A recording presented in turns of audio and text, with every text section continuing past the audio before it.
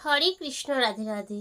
ননী গোপাল সোনার লীলাকথা চ্যানেলে সবাইকে স্বাগত জানিয়ে আমি কৃষ্ণ দত্ত। আজকের ভিডিওতে আমরা জানব 2025 কবে পালিত হবে রাধা অষ্টমী ব্রত মহোৎসব এবং কিভাবে বাড়িতেই খুব সহজে পালন করবেন এই রাধা অষ্টমী ব্রত এবং রাধা অষ্টমী ব্রত মাহাত্ম্য কথা এই সম্বন্ধে বিস্তারিত আলোচনা করব।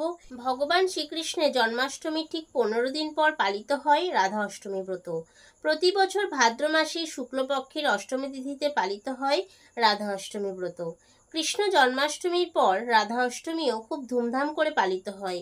বিশেষ করে বর্ষনা, মথুরা ও বৃন্দাবনে রাধা অষ্টমী নিয়ে উন্মাদনা চোখে পড়ার মতো। এই রাধা অষ্টমী ব্রত যারা পালন করেন, সারাদিন উপবাস থেকে রাধা কৃষ্ণের পূজা, সেবা, নাম সংকীর্তন, ভজন করেন। কৃষ্ণ জন্মাষ্টমীর সম্পূর্ণ ফল লাভ করতে হলে রাধা অষ্টমী ব্রত অবশ্যই পালন করতে হবে।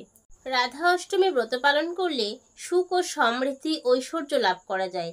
রাধারানী হলেন ভগবান শ্রীকৃষ্ণের প্রাণাধিক প্রিয়, আর রাধারানী হলেন ভগবান শ্রীকৃষ্ণের সমস্ত শক্তির আধার। একটি মাত্র রাধা অষ্টমী ব্রত পালন করলে 1,00,000 ব্রত পালনের সমান ফল হয় এবং 1000 কন্যাদানের ফল লাভ হয়।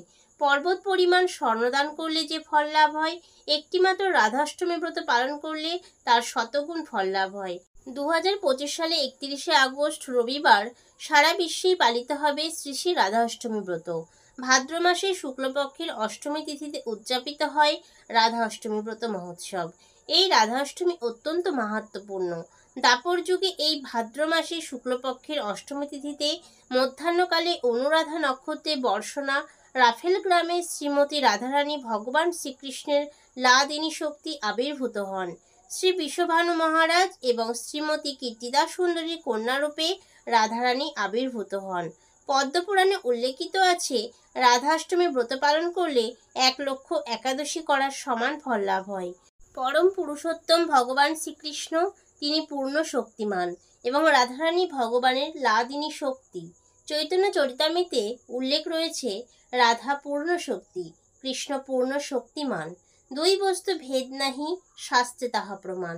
অর্থাৎ শ্রীমতী রাধারানী এবং ভগবান শ্রীকৃষ্ণের মধ্যে কোনো পার্থক্য নেই এবং এই কারণে শ্রীমতী রাধারানীর কৃপা লাভ হলে আমরা পরমেশ্বর ভগবান শ্রীকৃষ্ণকে সন্তুষ্ট করতে পারব। রাধারানী এবং ভগবান শ্রীকৃষ্ণ অভিন্ন, কিন্তু মাধুর্য রস আস্বাদনের জন্য দুই দেহ ধারণ করেছেন। গোলক বৃন্দাবনের শতশৃঙ্গ পর্বতে রাসমঞ্চে ভগবান বসেছিলেন। ভগবান শ্রীকৃষ্ণের আনন্দ প্রদানের জন্য শ্রীকৃষ্ণের বাম অঙ্গ থেকে রাধারানীকে প্রকট করেছেন। রাধারানী আবির্ভূত হয়ে তৎক্ষণাৎ ভগবান শ্রীকৃষ্ণের সেবায় সন্তুষ্ট করার জন্য ধাবমান হলেন। সেই জন্য রাসমঞ্চের রা এবং তিনি ধাবিত হয়েছিলেন পুষ্প চয়ন করার জন্য, ধাবিত ধা অর্থাৎ রাধা। রাধারানী আমাদের এই শিক্ষাই প্রদান করেছেন, আমরা সাধারণ জীব ভগবানের সেবায় নিযুক্ত করে ভগবানকে আনন্দ দেওয়ার জন্য, ভগবানকে সন্তুষ্ট করার জন্য সর্বদা যেন যুক্ত থাকি।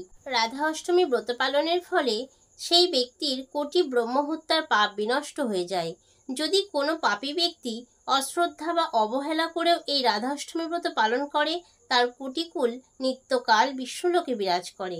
রাধা অষ্টমী ব্রত পালন করার ফলে গঙ্গা আদি সমস্ত তীর্থস্থানের ফল লাভ করা যায়। এবারে আমরা জানব, যারা রাধা অষ্টমী ব্রত পালন করেন না তাদের কি ফল হয়।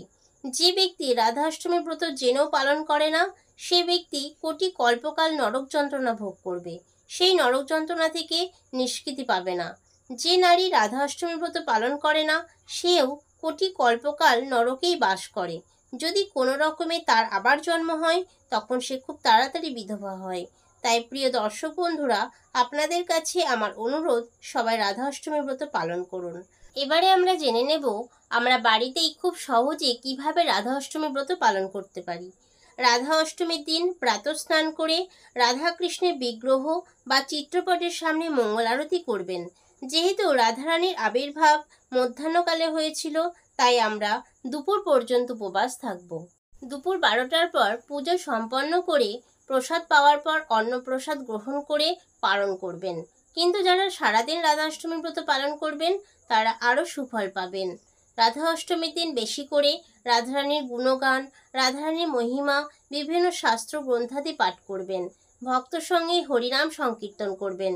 রাধারানীর প্রিয় ফুলগুলি অবশ্যই রাধারানীকে নিবেদন করবেন। রাধারানীর প্রিয় ফুলগুলি হলো জুঁই, বেলফুল, শিউলি, বকুল এবং কাঠগোলাপ। ব্রজবাসীরা রাধারানীর ভোগে দহি আরবি রাখেন। এই ভোগ রাধারানীর খুবই প্রিয়, যাকে বাংলায় বলা হয় গাটিকচু। রাধারানীর এই আবির্ভাব তিথিতে অবশ্যই চেষ্টা করবেন রাধারানীর প্রিয় মিষ্টান্ন রাবড়ি, মালপোয়া, সিমুইয়ের পায়েস এবং ফলের মধ্যে আতা। এই ফলটি রাধারানীর অত্যন্ত প্রিয়। রাধা অষ্টমী এই তিথিতে রাধারানীকে ব্লু রঙের পোশাক পরিয়ে রাধারানীকে শৃঙ্গার করবেন। ভগবান শ্রীকৃষ্ণের লাদিনী শক্তি শ্রীমতী রাধারানীর জন্মাষ্টমী মহোৎসব ব্রত পালন করে মানব জীবনকে সার্থক করে তুলুন। রাধারানীর কৃপা লাভ করলে আমরা পরমেশ্বর ভগবানই কৃপা লাভ করতে পারবো। তাই অবশ্যই আমরা সবাই রাধারানীকে সন্তুষ্ট করার জন্য অবশ্যই চেষ্টা করব। সবাই খুব সুন্দর করে এই রাধা অষ্টমী ব্রত পালন করুন। প্রিয় দর্শক বন্ধুরা, আজকের ভিডিওটা যদি আপনাদের ভালো লেগে থাকে তাহলে অবশ্যই লাইক, কমেন্ট, শেয়ার করে অন্যদেরকেও জানার সুযোগ করে দেবেন। হরে কৃষ্ণ, রাধে রাধে।